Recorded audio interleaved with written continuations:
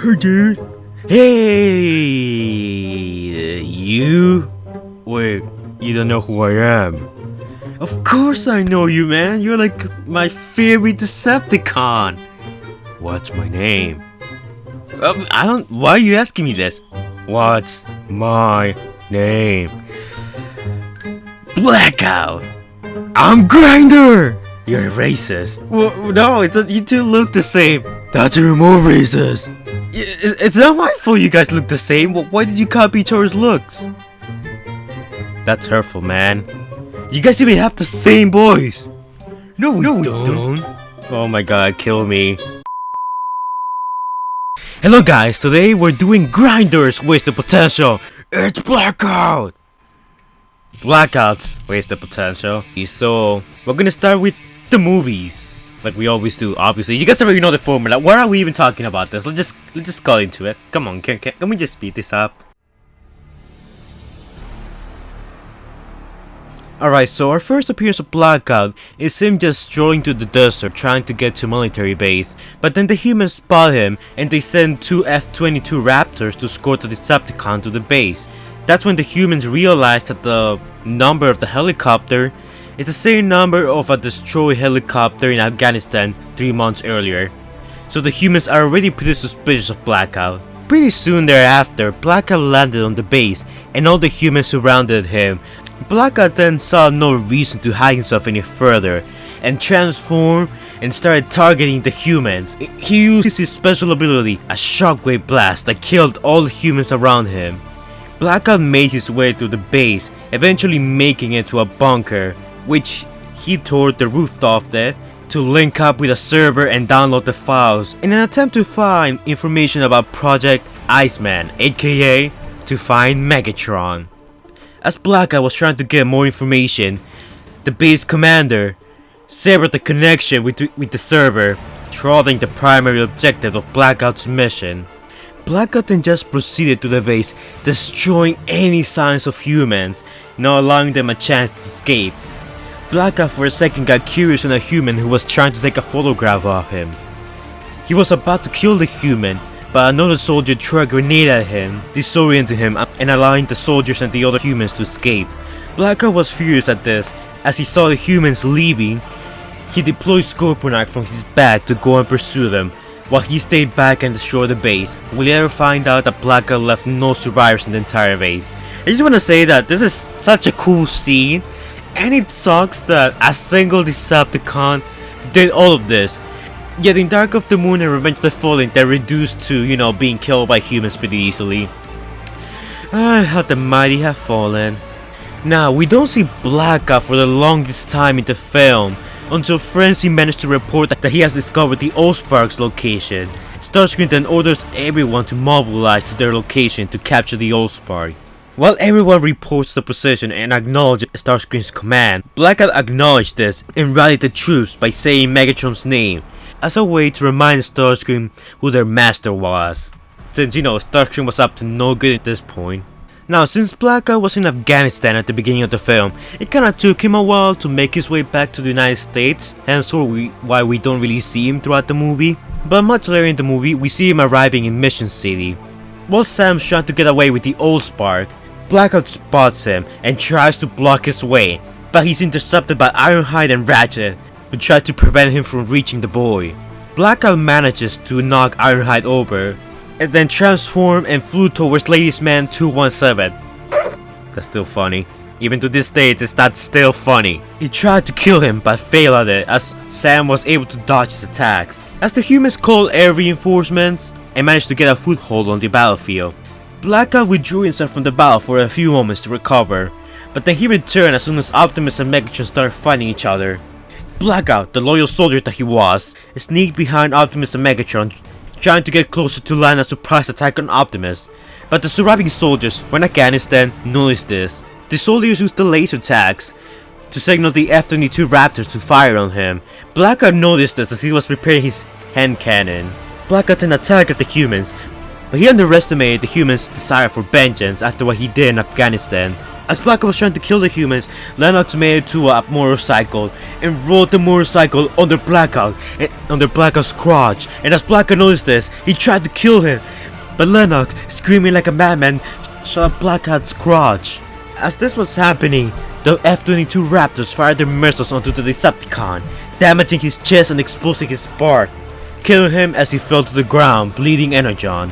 Blackout's remains were later dumped in the second deepest part of the ocean, the Laurentian Abyss. I hope I said that right. Well, that's it for the movies, guys. Blackout was actually pretty good. You know, he didn't really do much, but the scenes that he was in, he was amazing. Like, he was trending, he was dangerous. And since he's the first Decepticon we saw, he sure left an impression on us. But now it's time to cover the comics. Okay, so we're gonna start with the Ghost of Yesterday. So Blackout spent 1,000 years searching for Megatron and the Allspark, serving under Starscream aboard the Nemesis. Starscream wanted to find the Allspark but not Megatron. Blackout saw right through this, and he basically wanted the opposite of Starscream, to find Megatron and not allow Starscream to get his hands on the Allspark. While they were journeying through space, the Decepticons spotted a ship that looked like Megatron's alternate mode. This, however, wasn't Megatron's vehicle mode. This was actually an alien ship. The crew of the Nemesis approached the ship to determine if it was Megatron or not, but Starscream ordered them to remain at the Nemesis. He was gonna go and check it out himself. Blackout was suspicious of this, since he was thinking that Starscream would take this chance to kill Megatron if he was injured. Also, around this time, the crew of the Ark, not that Ark, it's a different Ark, I know, it's very confusing. The Ark approached the alien ship, attempting to explore it, thinking it was Megatron as well. Blackout noticed this, and he realized that with Starscream and the Autobots there, Megatron would be in trouble. So he convinced the other Decepticons, Scorponok, Frenzy, Brawl, and Bonecrusher to join him and raid the Ark. After boarding the Ark, the Decepticons engaged the Autobots. Blackout, Scorponok, and Frenzy tried to team up against Optimus Prime. However, Optimus Prime managed to repel all of them at the same time. As the Autobots' firepower was proving to be too much for the Decepticons, Blackout ordered to retreat.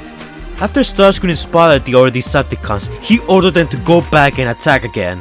And he also placed Bonecrusher in command. Wow, amazing choice there, Starscream. Wait, okay, can we all just stop here and say that that's not like the worst decision Starscream has ever done, but it's still pretty high up there. After having a few skirmishes with the Autobots inside the Ark, the Decepticons regrouped. Blackout demanded answers from Starscream. Starscream claimed that while he was exploring the alien ship, that Prime and Bumblebee were both killed by indigenous worms from the alien ship. Blackout was unconvinced by this and challenged Starscream's authority. Blackout was already pretty heavily battle damaged after engaging the Autobots, and Starscream barely had a scratch on him, so the fight was pretty one-sided, and then Blackout had to be taken back to the Nemesis for medical repair. However, Prime and Bumblebee and the ship, the alien ship, appeared soon thereafter, and all the Decepticons were shocked. Blackout wanted answers again, but he was too injured, so he couldn't do anything. Starscream ordered the Decepticons to attack the ship once again and to destroy it once and for all, because this has gone on for way too long. Bonecrusher and Barricade agreed to this command and engaged the Autobots. And Scorponok, who managed to infiltrate the ship, tried to destroy it from the inside. But Ratchet noticed this, and he was able to force Scorponok off the Ark. Scorponok was gonna fall to his death, but Blackout was still injured, transformed and saved Scorponok from certain death. Wow. I mean, this is the first time I have seen Decepticons be buddies, you know, like best buds. I mean, Bonecrusher kinda liked Blackout, but they were like, oh, I still hate Blackout. Oh, never mind, Blackout's cool. Blackout senpai likes me. But Blackout and Scorponok are like the true, you know, like the true, they're like true partners, you know, they're like the true BFFs of the Decepticons. But I mean, Scorponok was about to die and Blackout saved him. I'm starting to like Blackout a lot. I know I may complain about making these videos, but you always learn something new about the Decepticons, and now I feel bad for Blackout and Scorponok, you know, since they both ended up dying. So, RIP. Okay, so millions of years ago, before the war between the Autobots and Decepticons, Blackout was fiercely loyal to Megatron since he saw Megatron as a role model or as a guy he wanted to impress, and you might as well say that he wanted Senpai to notice him. Megatron Senpai, notice me! Once the Cybertronian Civil War started, Blackout fought alongside Megatron.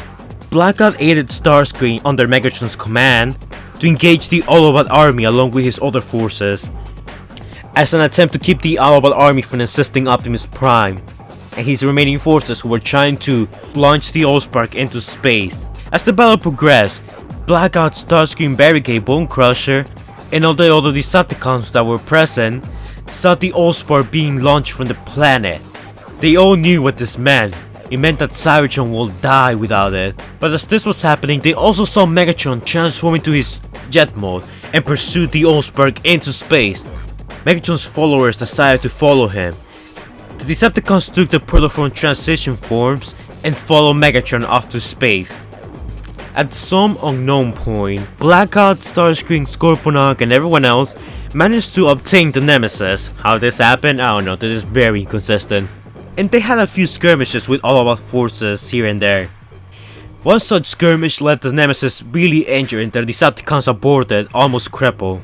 After repairing the ship and the Decepticons gaining their strength back, they managed to pick up a trace of the Allspark's energy and they followed it all the way to Mars.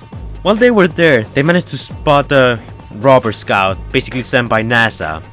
After destroying it, they figured it must come from somewhere, and that somewhere must have life in it, and probably the Allspark must be there. So they set their eyes on Earth and they all decided to head there. So the Decepticons landed somewhere in Afghanistan, near an US military base. It wasn't long before the human forces noticed that the Decepticons landed on Earth. They sent a task force to go and intercept them and find out what was happening. As soon as the Decepticons spotted the humans, they opened fire on them, and this was the moment where they all assumed their vehicle forms. While the humans were on the run, the Decepticons followed the humans back to their military base. This wasn't the one from the film, this was another one. And it was there where Bone Crusher scanned the other Earth vehicle forms. It was in this military facility where the Decepticons also learned about Project Iceman. They also suspected that it could be related to Megatron, but they needed more info on it. Using the information they extracted from the base, Blackout decided to raid another military base near Qatar.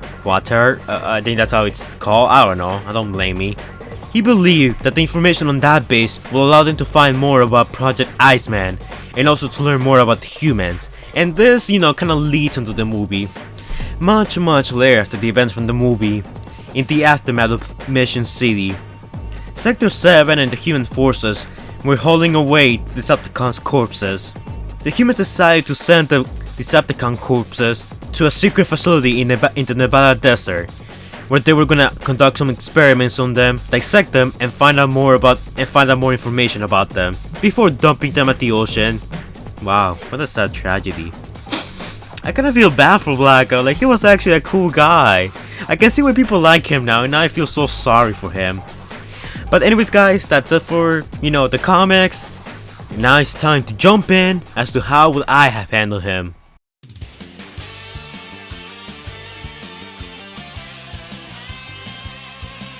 Alright, so as far as I would have handled Blackout, I will say that I would have probably not changed anything. This is one of those cases where the Decepticon didn't do something stupid or was lame or it could have been more intimidating. I mean, if you watch my latest, Wasted Potato, the Bone Crusher one, the thing that I said is that I wish we could have seen a Bone Crusher and Blackout team up at the beginning of the film when they were raiding the military base. I think that would have made the Decepticons a bit more scarier and, emphasize how powerful they are. But, granted then, if Bone Crusher was there, then probably Lennox and the humans wouldn't have gotten away. Because it will be Blackout, Scorponok, and Scorponok's gonna be for another video, so I'm not gonna be talking too much about him. And Bone Crusher. 3 Decepticons could annihilate the entire base without letting any human survive. Definitely. So I actually kinda have no complaints for Blackout. Part of me wishes that instead of, him dying in the final battle, maybe have him be injured by the F-22 Raptors.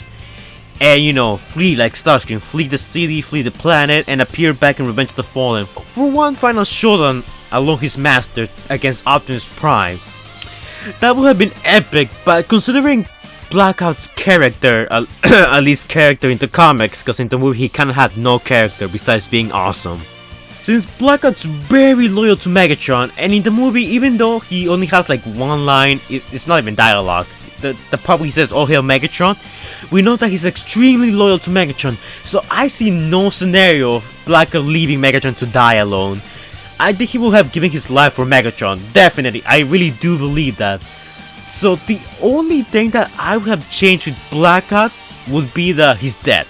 Him getting shot in the crotch was meh attempt at humor. I mean, I thought it was meh, it wasn't cool, but having Lennox get the kill, I think that was great. I think that was, Lennox deserved to get the kill after what Blackout did to his friends, to his companions, to his fellow soldiers in Afghanistan, so that makes sense. But I don't know, guys, I feel like the death could have changed. It could have been different. I mean, I would have still have Blackout die, but I don't know how. If you guys can come up with an awesome way that Blackout goes away in a blaze of glory with with fire and Decepticon and human bodies everywhere and they're fembots and he makes out with all the girls, and I don't know, if you guys can come up with a scenario where all that happens, he still gets taken out by Lennox, comment down below and I'm gonna pin the best comment, because I can really not come up with anything. Seriously, I have no idea because Blackout was awesome. And the only thing I would have changed would be the death scene. As to how the death scene will go, I don't know. But that's up to you guys to decide. Anyway, so that's how I would have handled him, I guess. Well, I didn't really say it, I just said that I would have changed one little thing.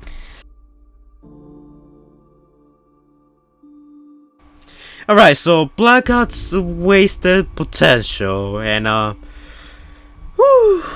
This is a tough one because, much like much like Jazz, he fulfilled his potential. He was the first Decepticon we saw, he was intimidating, he was loyal, and I disagree with the way he went out. I think it could have been handled a bit better.